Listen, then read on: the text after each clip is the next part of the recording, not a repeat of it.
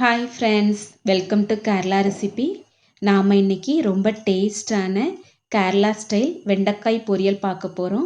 அதுக்கு முன்னாடி நீங்கள் இந்த சேனலை ஃபஸ்ட் டைம் பார்க்குறீங்கன்னா, உங்களுக்கு கேரளா ரெசிபி பிடிக்கும்னா இந்த சேனலை சப்ஸ்கிரைப் பண்ணி வச்சுக்கோங்க. வாங்க வீடியோக்கு போகலாம். அதற்கு நான் ஒரு 1/4 கிலோ வெண்டைக்காய் எடுத்து வச்சுருக்கேன். இதை ஒரு 3 தடவை நல்லா கழுவி எடுத்து வச்சுக்கிடலாம். இனி இதை ஒரு சுத்தமான காட்டன் துணியால் நல்லா தொடச்சி எடுத்துக்கோங்க.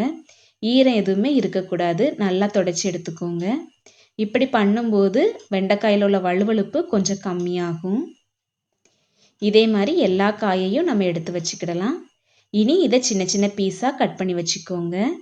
இனி பொரியல் பண்ண ஆரம்பிச்சிடலாம். அதற்கு ஒரு பாத்திரத்தில் 2 டேபிள் ஸ்பூன் அளவுக்கு தேங்காய் எண்ணெய் சேர்த்துக்கிடலாம்.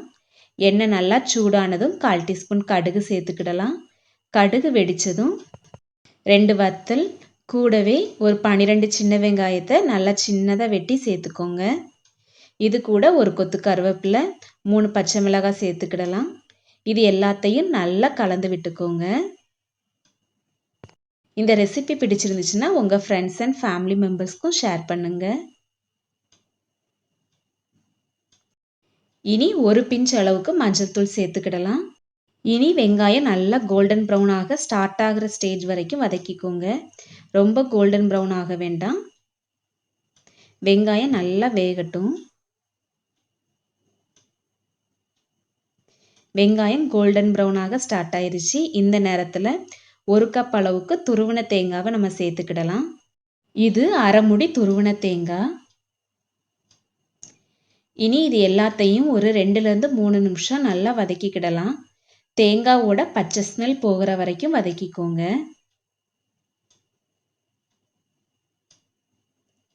ஒரு 3 நிமிஷம் ஆயிடுச்சு. தேங்காய் ஓரளவு வதங்கிருச்சு. இனி நாம் வெட்டி வச்சிருக்கிற வெண்டைக்காவை இது கூட சேர்த்துக்கிடலாம். வெண்டைக்காய் தேங்காய் எல்லாம் நல்லா மிக்ஸ் ஆகிற அளவுக்கு கலந்து விட்டுக்கோங்க. பொரியலுக்கு தேவையான அளவுக்கு உப்பு சேர்த்துக்கோங்க. இனி அடுப்பை சிம்மில் வச்சு ஒரு மூடி வச்சு மூடி ஒரு 2 நிமிஷம் வச்சுக்கிடலாம். அடுப்பை சிம்மில் வைக்க மறந்துடாதீங்க. ஒரு 2 நிமிஷம் ஆனதும் இனி மூடி எதுவுமே வைக்க வேண்டாம். அடுப்பை மீடியம் ஃப்ளேமில் வச்சு நல்லா கலந்து விட்டுக்கிடலாம். வெண்டைக்காய் நல்லா வேகிற வரைக்கும் நல்லா வதக்கி எடுத்துக்கோங்க. இந்த அளவு வெண்டைக்காய் வேகிறதுக்கு ஒரு 5லேருந்து 7 நிமிஷம் ஆகும். உப்பு இந்த நேரத்தில் செக் பண்ணிக்கோங்க. அவ்வளோதான், சுவையான சிம்பிளான கேரளா ஸ்டைல் வெண்டைக்காய் பொரியல் சூப்பராக ரெடி ஆயிடுச்சு. இந்த ரெசிப்பியை கண்டிப்பாக உங்கள் வீட்டில் செஞ்சு பாருங்கள். எப்படி வந்துச்சுன்னு கமெண்ட் பண்ணுங்கள். வீடியோ பிடிச்சிருந்தால் லைக் பண்ணுங்கள். அப்படியே கேரளா ரெசிபி சேனலுக்கு சப்ஸ்கிரைப் பண்ணி வச்சுக்கோங்க. கூடவே பெல் பட்டனை கிளிக் பண்ணி ஆல் ஆப்ஷனையும் கிளிக் பண்ணி வச்சுக்கோங்க. தேங்க்யூ.